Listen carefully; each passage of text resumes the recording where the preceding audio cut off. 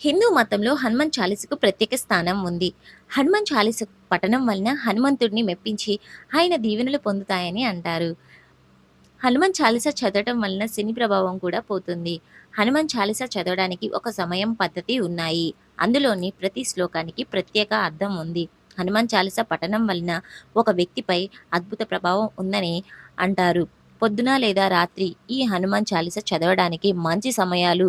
శని ప్రభావం ఉన్నవారు ప్రతి రాత్రి హనుమాన్ చాలీసాను 8 సార్లు చదవటం వలన శని ప్రభావం పోతుంది.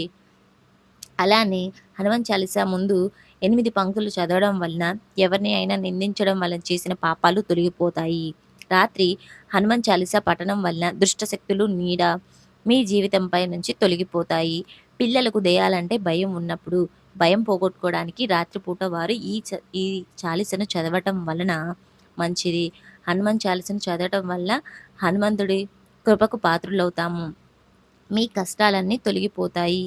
ఏదైనా పెద్ద పనిలో విజయం సాధించాలి అంటే మంగళ, గురు, శనివారాలలో మూలా నక్షత్రం రాత్రులు 108 సార్లు ఈ శ్లోకాన్ని జపిస్తే మనకు మంచి జరుగుతుంది.